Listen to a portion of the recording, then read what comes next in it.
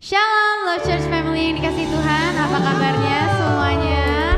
Luar biasa, saya percaya semua dalam keadaan yang baik, yang sehat. Walaupun kita masih ibadah online, tapi tidak mengurangi rasa syukur kita, tidak mengurangi kasih Tuhan joy dalam hidup kita. Mari sebelum kita mulai ibadah kita mau bersatu di dalam doa. Bapa dalam surga, terima kasih Bapa atas penyertaan-Mu sepanjang malam kami tadi beristirahat hingga pagi hari ini. Kau kumpulkan kami di sini Tuhan melalui platform YouTube. Kami serahkan semuanya ke dalam tangan-Mu Tuhan. Ibadah kami dari awal, pertengahan hingga akhirnya. Kiranya Engkau memberkati kami, memberikan kami hikmat-Mu supaya kami bisa mengikuti ibadah ini dari awal sampai akhirnya ya Tuhan. Roh Kudus kiranya bertahta di atas puji-pujian, di atas penyembahan kami, dan kiranya hanya nama Tuhan yang dipermuliakan. Di dalam nama Tuhan Yesus kami telah berdoa dan mengucapkan syukur. Haleluya, amin. Haleluya. Mari kita memuji Tuhan. Haleluya.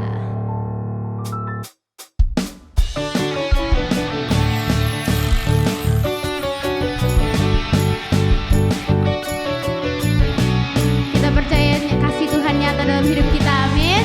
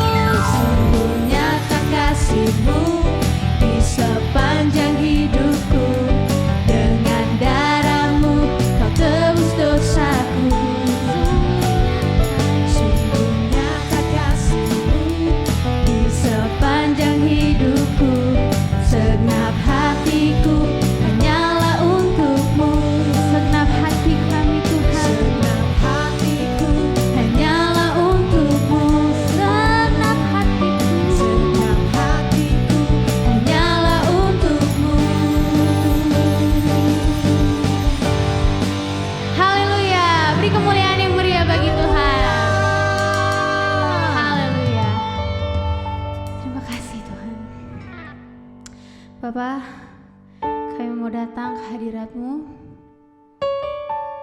Kita akan memasuki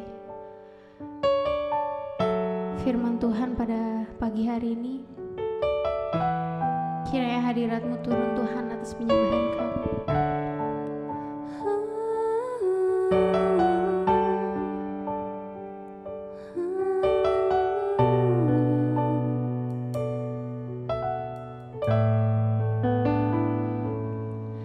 Bapa-Ku datang dan berserah, ku nyatakan Kau yang berkuasa.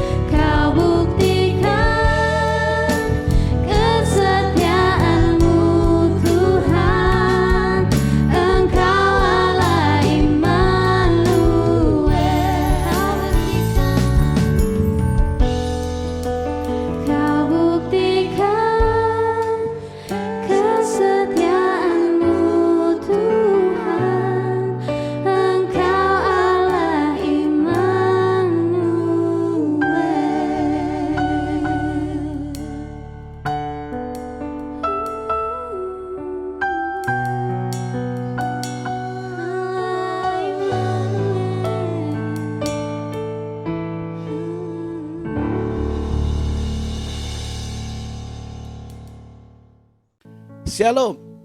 Salam sejahtera buat Bapak Ibu, Saudara yang terkasih di dalam Tuhan. Jemaat Love Church dimanapun Anda berada.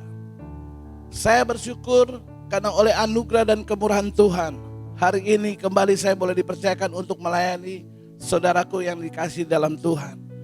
Saya berterima kasih kepada Bapak Gembala, Pendeta Sifki dan keluarga, serta pengurus gereja dan jemaat Tuhan yang boleh mempercayakan saya untuk melayani hari ini. Sebelum kita menikmati kebenaran firman Tuhan yang indah, saya akan mengajak Bapak Ibu Saudara yang kasih dalam Tuhan untuk berdoa terlebih dahulu menyambut kebenaran firman Tuhan. Mari kita berdoa. Segala puji dan syukur kami naikkan kepadamu Bapa di surga, di dalam nama Tuhan kami Yesus Kristus. Pada hari ini kembali kami boleh datang beribadah kepada Tuhan. Kami boleh memuji dan menyembah Tuhan, meninggikan nama Tuhan. Kami percaya bahwa Tuhan yang kami sembah telah bertata di setiap pujian umat-Mu. Saatnya kami mendengar firman-Mu Tuhan. Tuhan memberkati kami, mengurapi kami, bahkan terlebih khususnya hamba-Mu ini ya Bapa. Kuduskan kami, ampunilah kami dari segala dosa dan kesalahan kami, sehingga kami boleh layak menerima kebenaran firman Tuhan. Kami buka hati kami buka telinga kami untuk ditaburi akan firman-Mu Bapa. Kuasai hamba-Mu ini dengan hikmat-Mu. Pakai mulut bibir lidah hamba-Mu ini sesuai dengan kehendak-Mu. Sehingga setiap benih firman yang keluar dari mulut bibir hamba-Mu tidak berlalu dengan sia-sia. Jangan izinkan hamba-Mu ini mencuri kemuliaan-Mu Bapa. Terima kasih Tuhan Yesus. Kami akan sambut firman-Mu di dalam nama Yesus. Kami sudah mengucap syukur dan siap menerima firman-Mu. Haleluya. Amin. Baik Bapak Ibu Saudara yang kasih dalam Tuhan. Saat ini kita mau mendengar satu kebenaran firman Tuhan yang luar biasa. Yang terambil di dalam kitab Kidung Agung pasal yang ketiga ayat yang ke-7 dan ke-8. Saya akan bacakan buat saudara. Lihat, itulah Joli Salomo dikelilingi oleh 60 pahlawan dari antara pahlawan-pahlawan Israel. Semua membawa pedang, terlatih dalam perang, masing-masing dengan pedang pada pinggang karena kedahsyatan malam. Amin. Saudara yang kekasih di dalam Tuhan, tema pembicaraan atau khotbah kita pada hari ini adalah menjadi pahlawan-pahlawan Kristus. Amin. Sekali lagi, menjadi pahlawan-pahlawan Kristus. Saudaraku, pada dahulu kala di zaman kerajaan, kita tahu bahwa apabila seorang raja, permaisuri, mungkin juga pangeran ataupun putri dari raja akan pergi ke satu tempat, tentu akan memakai yang namanya joli. Mungkin saudara akan bertanya, apa itu joli? Joli itu adalah tandu. Saudara tahu tandu?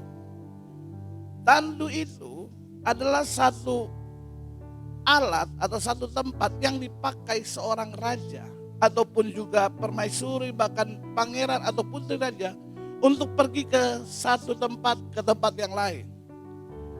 Nah, dalam kitab Kidung Agung 3 ini, joli yang dimaksud dalam kitab Kidung Agung 3 yang dipakai oleh Salomo dalam bahasa Ibrani-nya, ini adalah satu bentuk tandu yang cukup atau bisa dibilang sangat besar. Mengapa saya bisa bilang demikian? Karena joli yang dipakai ini sangat berbeda dengan joli yang dipakai banyak raja-raja yang pernah ada di muka bumi ini. Joli ini besar, sehingga bukan cuma raja ataupun permaisuri cuma bisa duduk di dalam joli itu, tapi mereka bisa makan, minum, bahkan bisa tidur di atas tandu atau di dalam joli itu.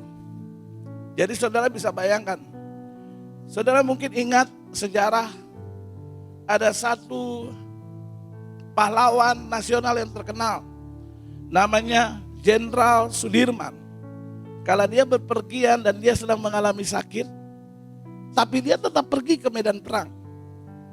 Dia memakai tandu yang dibawa oleh prajurit-prajuritnya. Nah, tandu yang dipakai Sudirman itu cuma hanya berbentuk seperti kursi, saudara.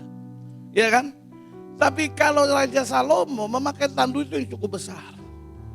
Nah, kita tahu, saudara yang kasih oleh Tuhan, bahwa joli ini adalah gambaran satu bentuk kehadiran dari raja. Jadi dimanapun joli itu berada, orang pasti tahu ada raja di dalam situ. Jadi satu bentuk kehadiran raja. Nah, surat ataupun kitab Kidung Agung ini adalah menceritakan surat cintanya Raja Salomo. Tetapi untuk sekarang di akhir zaman ini adalah gambaran antara Tuhan sebagai raja dengan kita orang percaya. Amin. Jadi kita tahu bahwa hari-hari ini adalah di tahun-tahun, di penghujung tahun, di mana Tuhan kita, Raja di atas segala raja, Yesus Kristus namanya, tidak akan lama lagi akan datang. Untuk itu sebelum dia datang untuk menjemput saya dan saudara sebagai orang percaya, sekarang kita lihat bagaimana Tuhan sedang bekerja, sedang pergi ke seluruh pelosok muka bumi ini untuk menyatakan kehendak dan kemuliaannya, sehingga setiap orang yang berjumpa dengan Tuhan yang sebagai raja boleh mengalami kemuliaannya, sehingga banyak orang yang akhirnya boleh menerima dia sebagai rajanya. Amin. Nah, sekarang yang menjadi pertanyaan buat kita sendiri, buat saudara sebagai orang percaya, di manakah posisi saya dan saudara? Kalau kita perhatikan di dalam ayat 7, di situ dikatakan begini. Lihat, itulah joli Salomo dikelilingi oleh 60 pahlawan dari antara pahlawan-pahlawan Israel. Haleluya. Jadi posisi saya dan saudara sebagai orang percaya harus selalu ada dekat jolinya raja. Harus selalu mengikuti, bahkan harus membawa jolinya raja kemanapun dia mau, untuk kita pergi bersama-sama dengan dia, meninggikan jolinya raja.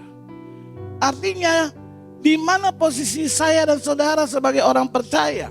Di manakah posisi kita sebagai gereja Tuhan? Kita harus ada di dekat jolinya raja. Berarti kita harus menjadi pahlawan. Menjadi pahlawan yang selalu ada di dekat raja.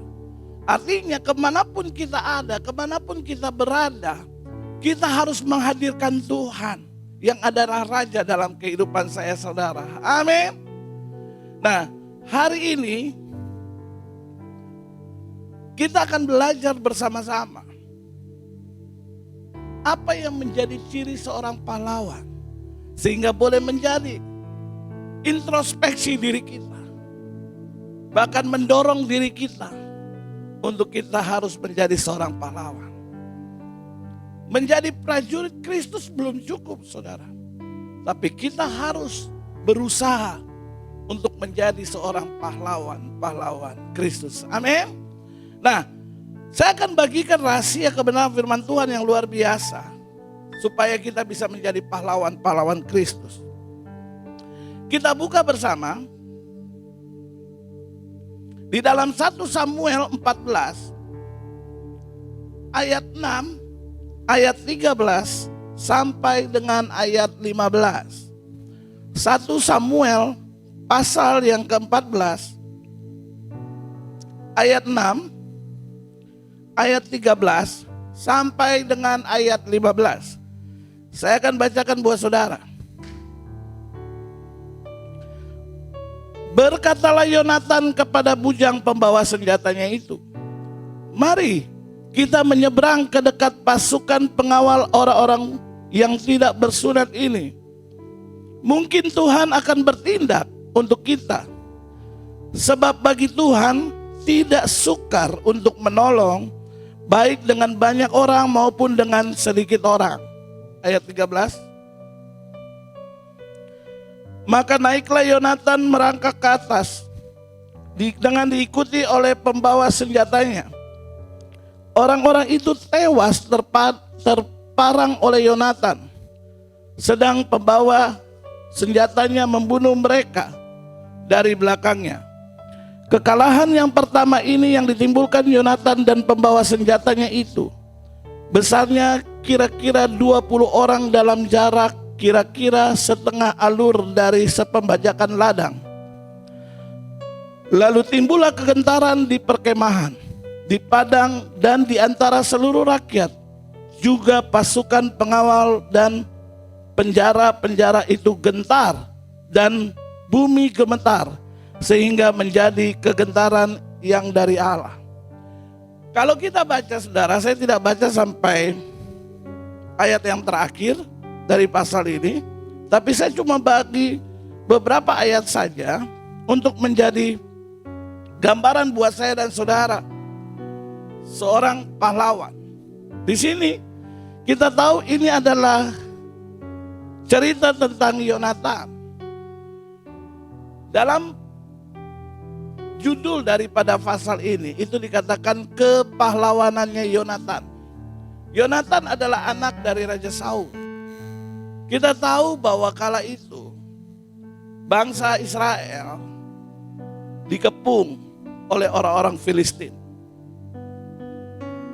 Melihat keadaan itu, Yonatan punya inisiatif untuk membela bangsanya melawan musuh-musuhnya. Saudara bisa bayangkan, Yonatan ini adalah anak dari Raja Saul. Tentu Yonatan bisa saja membawa banyak prajurit-prajurit daripada ayahnya. Tapi mengapa hal itu tidak dilakukan oleh Yonatan? Yonatan hanya membawa seorang bujang pembawa senjatanya. Bersama dengan bujang pembawa senjatanya itulah Yonatan pergi melihat keberadaan perkemahan orang-orang Filistin kala itu. Saat itu Yonatan berkata kepada bujang pembawa senjatanya ini. Dia berkata di dalam ayat 6 dikatakan bahwa mari kita menyeberang ke dekat pasukan pengawal orang-orang yang tidak bersunat ini. Mungkin tidak akan bertindak untuk kita. Sebab bagi Tuhan tidak sukar untuk menolong, baik dengan banyak orang maupun dengan sedikit orang. Haleluya. Ini yang luar biasanya buat Yonatan. Hal yang pertama, ciri seorang pahlawan adalah seorang pahlawan, dengarkan baik-baik, melakukan jauh lebih banyak daripada yang dilakukan oleh orang lain. Itulah pahlawan. Sekali lagi, ciri seorang pahlawan adalah seorang pahlawan melakukan jauh lebih banyak daripada yang dilakukan oleh orang lain. Saudara mungkin bertanya begini, maksudnya apa Pak Pendeta? Mungkin orang lain kalau menghadapi hal seperti ini akan mudah marah, emosi, kecewa. Wah, masa kita dikepung, kita diam aja? Mungkin kita akan emosi. Kita mungkin akan marah. Biasanya orang yang emosi pasti salah mengambil tindakan. Pasti kecewa, betul? Tapi Yonatan tidak. Dengan tenang. Dia punya hati untuk berjuang bagi bangsanya. Dan dia dengan tenang menyikapi hal itu. Dia maju dan dia lihat kondisinya. Bersama dengan bujang pembawa senjatanya itu. Dan akhirnya dia diberikan hikmat oleh Tuhan. Kalau saudara baca ayat ini selanjutnya, nanti saudara baca setelah selesai ibadah ini, bagaimana Tuhan memberikan dia hikmat. Apabila mereka memperlihatkan diri mereka kepada musuh mereka, dan musuh mereka menyuruh mereka untuk diam di situ, musuh atau orang Filistin itu yang akan datang kepada mereka, maka Yonatan dan bujangnya akan bertahan di situ. Tapi apabila musuhnya atau orang-orang Filistin memanggil mereka untuk datang seperti menantang, Yonatan bersama dengan bujangnya akan pergi ke sana. Karena Yonatan punya iman bahwa bagi Tuhan tidak sukar untuk membela dia, baik dengan sedikit orang ataupun banyak orang. Jadi hal yang pertama, ciri seorang pahlawan adalah seorang yang melakukan jauh lebih banyak daripada yang dilakukan orang lain. Apa maksudnya? Artinya, seorang pahlawan harus selalu berpikir yang positif. Amin. Di tengah kondisi yang terjadi di dunia ini, kita harus berpikir yang positif. Positive thinking. Jangan kita berpikir yang enggak, yang memancing emosi kita, yang memancing kekecewaan kita. Jadi tidak sedikit di akhir zaman ini dengan melihat keadaan yang ada menyalahkan Tuhan. Tapi hari ini kita belajar dari sosok yang namanya Yonatan. Berpikirlah positif, itu adalah kita melakukan jauh lebih banyak daripada apa yang dilakukan oleh orang. Ada perbedaan. Kalau bicara tentang positive thinking, saya teringat ada satu cerita. Di satu kerajaan, ada seorang raja memiliki seorang perdana menteri. Perdana menterinya ini punya kebiasaan yang luar biasa, yaitu selalu berpikir yang positif atas apapun yang terjadi, baik di hadapannya maupun terhadap kehidupannya. Saking positifnya, raja lama-lama kesel gitu loh. Kok apa-apa dia tetap aja berpikir yang positif. Sampai satu ketika, saudara, raja ini hendak pergi berburu ke hutan. Dia berkata kepada Perdana Menterinya, Perdana Menteri, boleh ikut saya pergi berburu. Perdana Menteri bilang begini, oh siap raja. Namanya Perdana Menteri kan gak boleh membantah titah dari raja. Jadi pergilah mereka berdua dengan memakai kuda, membawa alat panah, karena mereka tujuannya hendak berburu. Waktu makin lama mereka masuk ke tengah hutan, lelahlah mereka. Sebelum berburu, akhirnya raja berkata kepada Perdana Menterinya, Perdana Menteri, kita beristirahat dulu sebentar. Begitu beristirahat, rajanya menyandar di satu pohon. Ternyata itu ada pohon mangga, saudara. Dan buahnya udah ranum-ranum, mangganya besar-besar. Karena kena semilir-semilir angin, raja itu mengantuk, saudara. Waktu dia tertidur, tiba-tiba ada satu buah mangga yang sudah masak. Dia jatuh, tepat mengenai muka atau mulutnya raja. Dan raja itu berteriak, aduh, katanya gitu. Dan waktu dia terbangun, dia kaget, ternyata giginya patah. Dia marah, dia kesal. Terus langsung Perdana Menteri bilang begini, ada apa Tuanku Raja? Apa yang terjadi terhadap diriku ini? Ini adalah tanda aku akan mengalami kesialan. Aku akan mengalami nasib yang buruk. Perdana Menteri itu malah ketawa. Dia bilang begini, hahaha raja tidak akan mengalami keadaan yang buruk ataupun sial. Raja pasti akan mengalami hal-hal yang luar biasa. Bahkan mujizat bisa terjadi dalam kehidupan raja. Raja ini emosi, saudara. Karena apa? Udah tahu-tahu melihat kondisi raja. Bibirnya bengkak, ompong, dibilang gak apa-apa. Mau dapat berkat, mau dapat mujizat. Akhirnya saking emosinya raja melihat ada sumur tua. Dan sumur ini cukup dalam. Akhirnya didoronglah itu Perdana Menteri itu dan jatuh ke dalam sumur. Raja itu berkata kepada Perdana Menteri, rasain kamu di dalam situ. Saya mau lihat apakah pikiran positifmu itu bisa menolong engkau. Akhirnya raja itu pergi sendiri berburu. Dan raja tidak tahu, saudara, ternyata ada banyak mata yang memandang raja. Nah, mereka adalah orang-orang asli pedalaman situ. Orang-orang suku terdalam di tempat itu. Yang sukanya makan manusia atau kanibal. Waktu mereka lihat raja, serempak tiba-tiba mereka turun dari pohon-pohon dan mereka menangkap raja. Raja diikat, saudara. Seperti kalau orang berburu rusa kan diikat gitu pakai bambu. Dan itu pun raja seperti itu. Sepanjang perjalanan mereka membawa raja ke perkampungan mereka, raja selalu berteriak, "Jangan kau bawa saya, kau tidak tahu siapa saya." Mereka tetap tertawa-tawa. "Saya adalah raja." Mereka bukan takut, saudara, mereka malah lebih suka-suka. Wah, raja ini bingung. Wah, ini orang nggak ada takut-takutnya sama raja. Akhirnya tibalah mereka di perkampungan, mereka berjumpa dengan kepala suku mereka yang juga adalah dukun atau paranormal di tempat itu.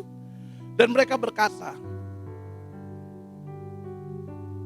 sama kepala suku, "Kami mendapatkan orang untuk kita bisa persembahkan kepada dewa kita." Mereka punya dewa matahari, saudara.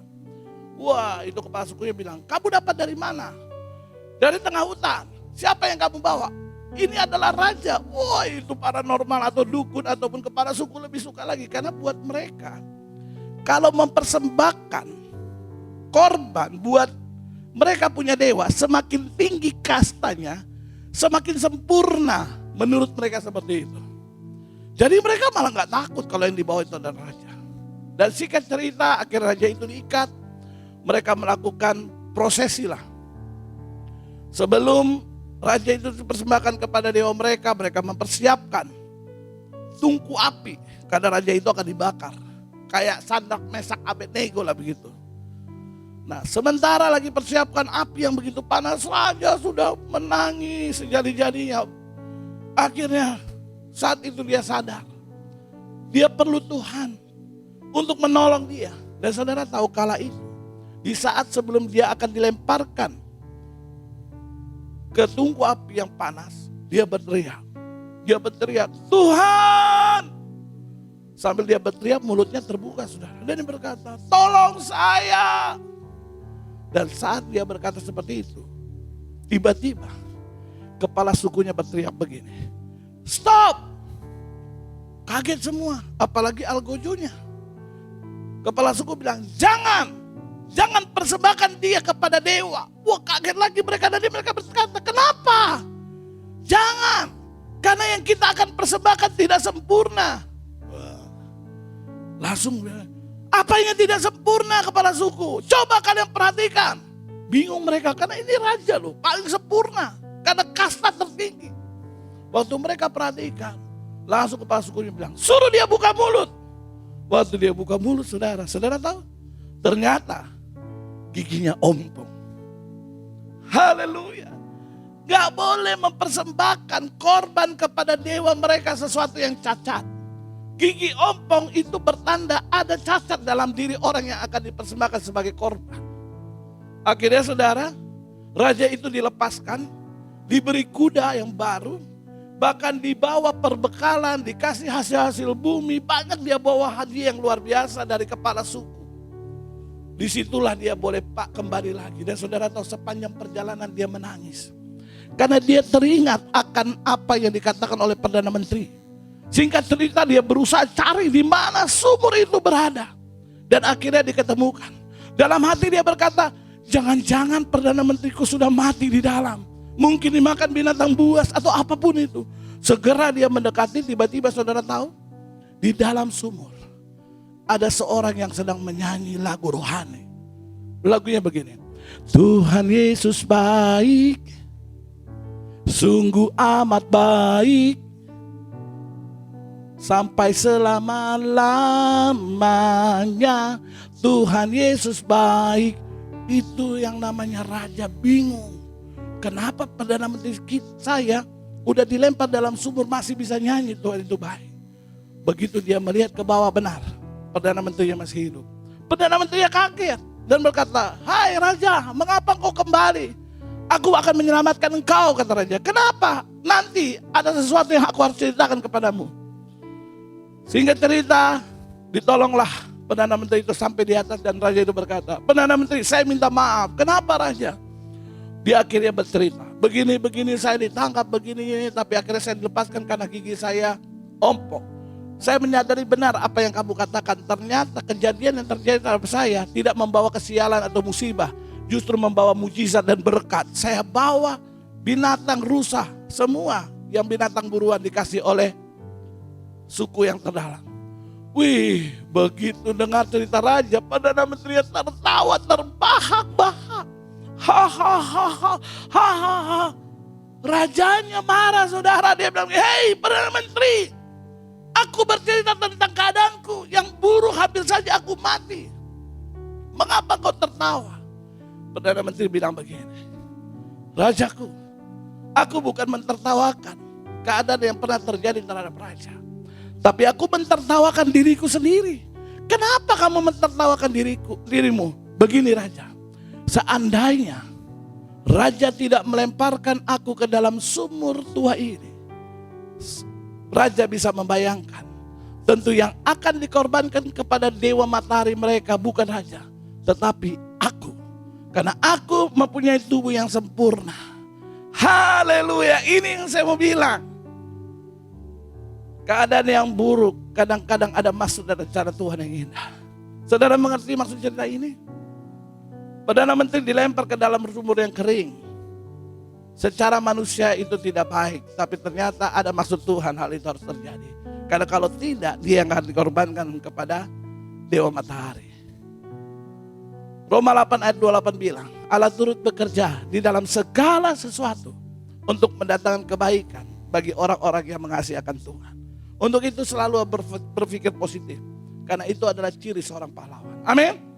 Yang kedua, seorang pahlawan adalah seorang yang berani bayar harga berapapun nilainya. Ini dia.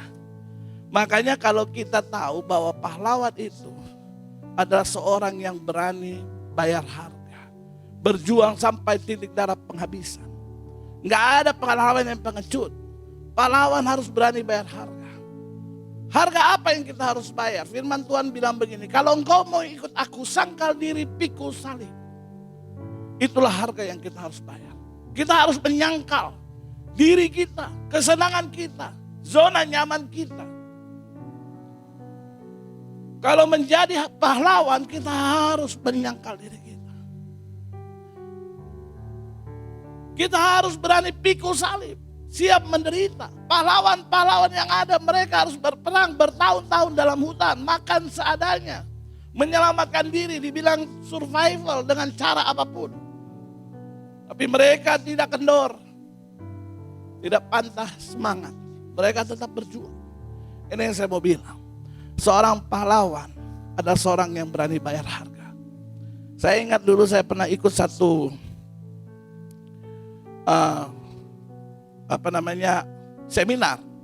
seminar Komsel pertama tahun 2000 lah. Saudara tahu, satu moto mereka itu yang sampai sekarang kita harus tanam dalam diri kita. Motonya begini, save the lost and any cost. Selamatkan jiwa berapapun harganya. Amin.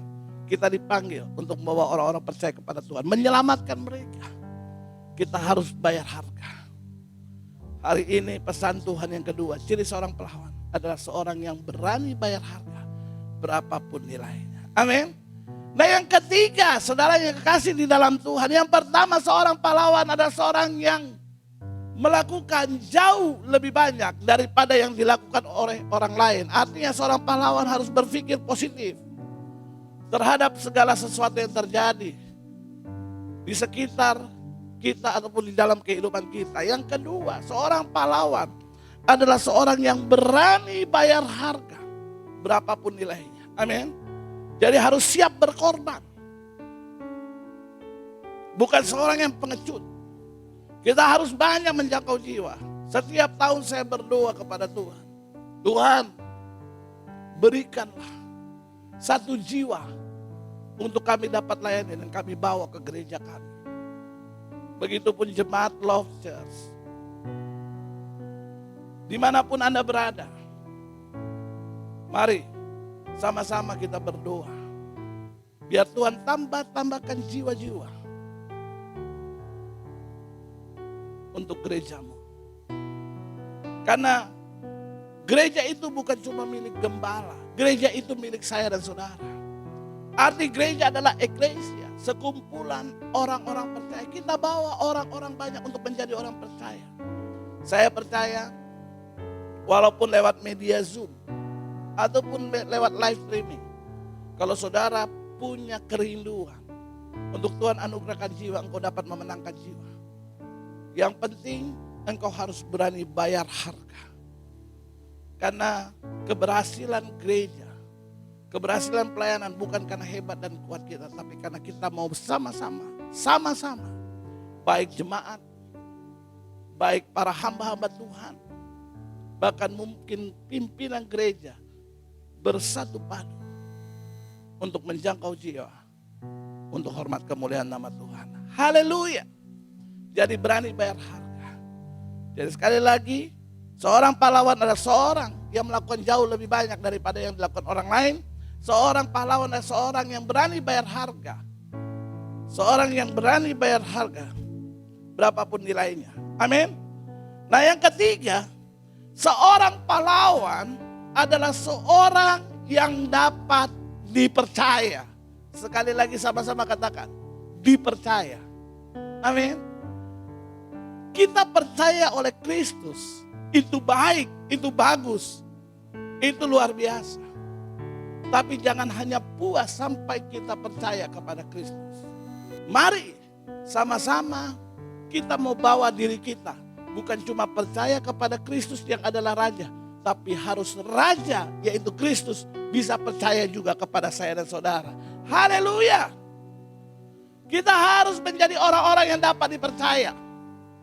Orang-orang yang dapat dipercaya oleh Kristus yang adalah Raja. Sehingga dia akan mempercayakan kita hal-hal yang luar biasa, hal-hal yang besar dalam kehidupan dan pelayanan kita. Makanya di dalam Matius 25 yang saya pernah bagikan buat saudara, di ayat 13, 14 atau 14, 15 kalau tidak salah, bicara tentang talenta. Ada yang 5, ada yang 2 dan ada yang 1. 5 dan 2 menggandakan, bermultiplikasi, mengerjakan apa yang dipercayakan Tuhan bagi mereka. Sehingga waktu tuannya datang, tuannya mendapatkan hasil yang luar biasa. Akhirnya tuannya berkata, engkau setia kepada perkara yang kecil, maka aku akan memberikan engkau dalam perkara yang besar atau tanggung jawab yang besar. Ini yang saya mau bilang, seorang pahlawan adalah seorang yang bisa dipercaya. Waktu kita bisa dipercaya, maka kita akan dipercayakan Tuhan hal yang besar. Bagaimana supaya kita dipercaya? Kita harus menjadi orang yang jujur, orang yang taat, dan orang yang setia. Kejujuran di dalam ketaatan, dalam kesetiaan, maka akan terlihat dari buah-buah kehidupan kita. Makanya firman Tuhan juga bilang, dari buahnya lah engkau dikenal. Amin. Untuk itu mari hari ini kita mengajar. Kejarlah Tuhan. Kenalilah hati dan pikiran kehendaknya Tuhan. Maka kita akan menjadi orang-orang yang dipercaya. Ingat, di dalam perumpamaan tentang talenta pun di ayat-ayat terakhir berkata begini. Barang siapa yang mempunyai, kepadanya akan diberi sehingga berkelimpahan. Tapi barang siapa yang tidak mempunyai, apa yang ada daripadanya akan diambil daripadanya. Buat saya itu menakutkan. Untuk itu hari-hari ini, mari jadilah kita pahlawan-pahlawan Kristus. Jadilah kita orang yang dipercaya oleh Kristus. Sehingga kita boleh menjadi orang-orang yang betul-betul mengenal hati, pikiran, dan kehendaknya Tuhan dalam kehidupan saya dan saudara. Haleluya. Amin. Jadi yang pertama, seorang pahlawan adalah seorang yang melakukan jauh lebih banyak daripada yang orang lain lakukan.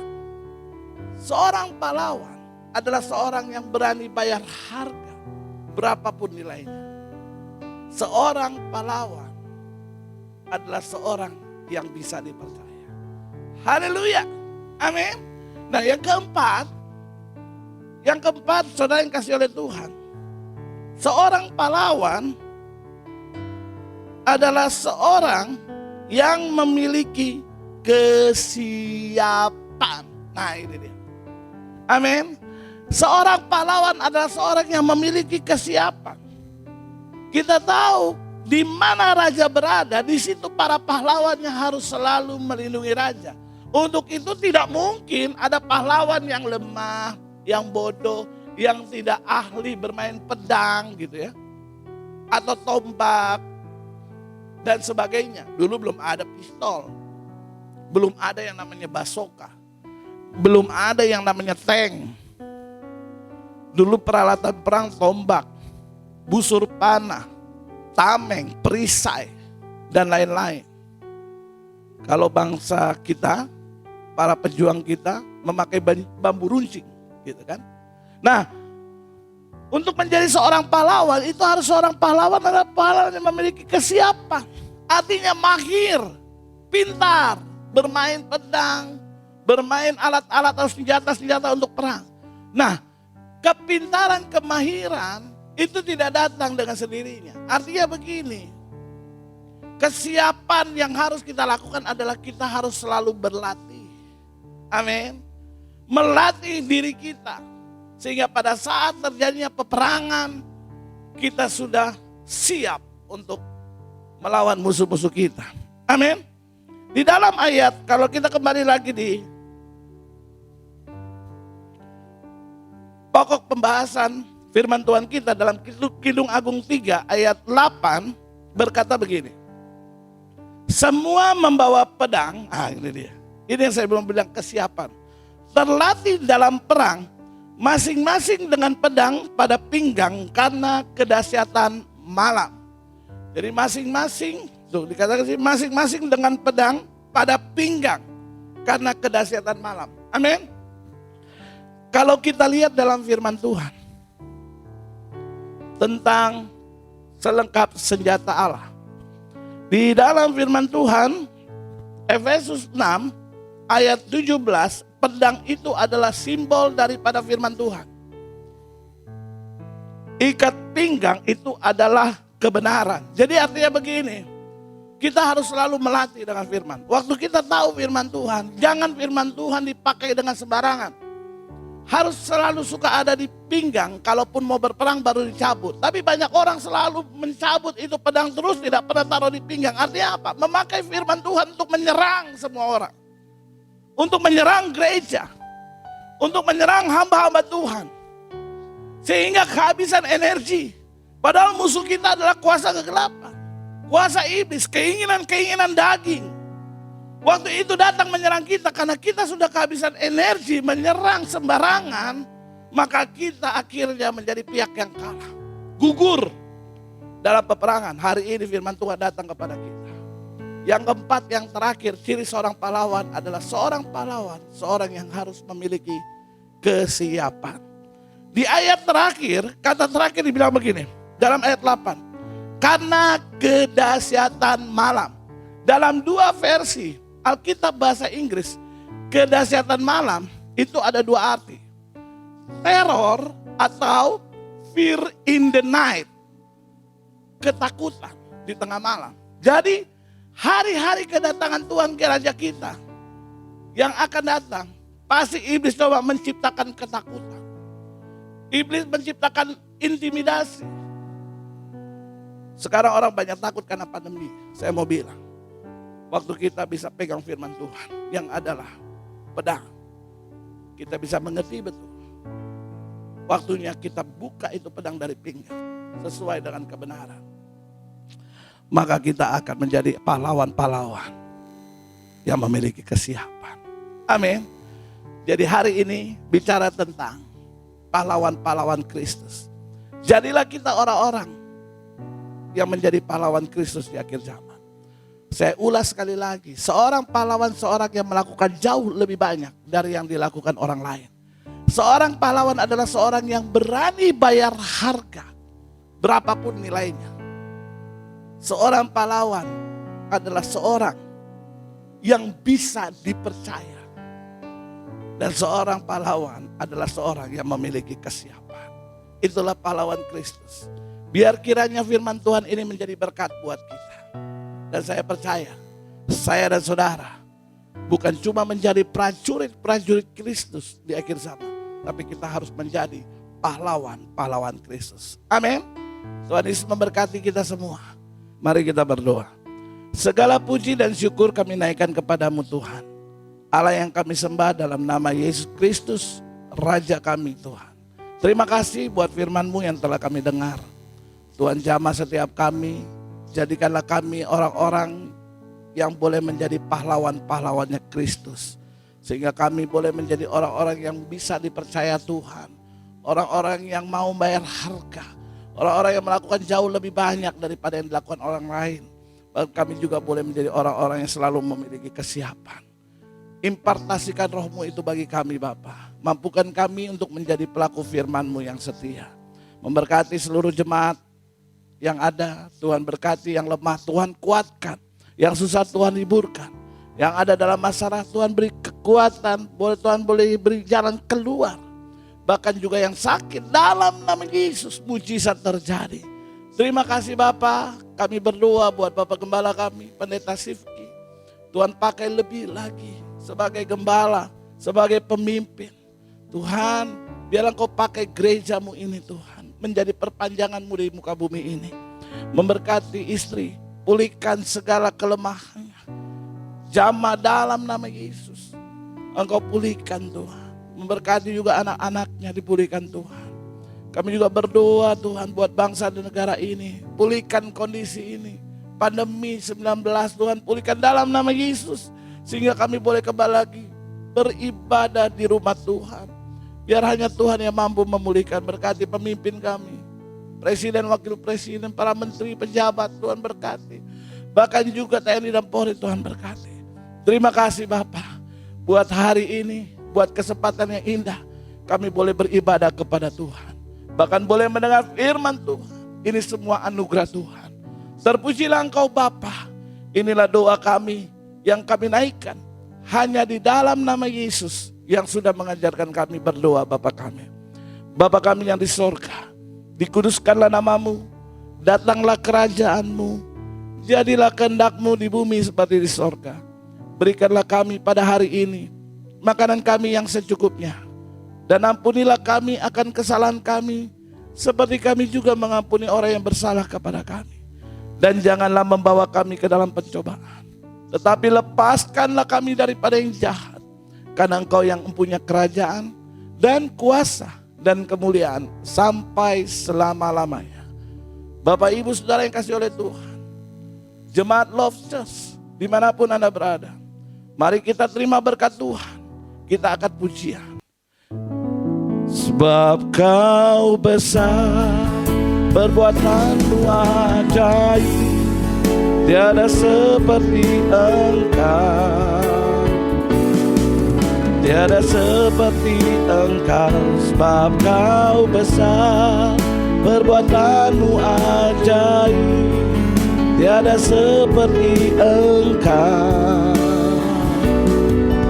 tiada seperti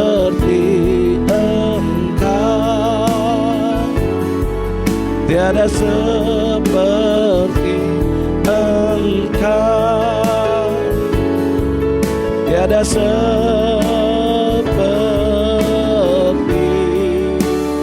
Engkau.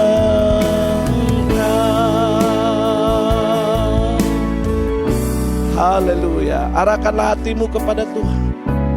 Angkatlah kedua belah tanganmu dan terimalah berkat Tuhan. Tuhan memberkati engkau dan melindungi engkau. Tuhan menyinari wajahnya dan memberi engkau kasih karunia. Tuhan menghadapkan wajahnya dan memberi engkau damai sejahtera. Biarlah kasih daripada Allah Bapa di surga, di dalam nama Tuhan Yesus Kristus, tuntunan penghiburan kekuatan dari Roh Kudus menyertai kita semua mulai hari ini, bahkan sampai Maranatha. Tuhan Yesus datang yang kedua kali menjemput kita orang-orang yang saleh, taat dan setia. Di dalam berkat nama Bapa, Anak dan Roh Kudus, hanya di dalam nama Tuhan Yesus Kristus. Haleluya. Amin. Shalom. Tuhan Yesus memberkati kita. Sampai berjumpa lagi.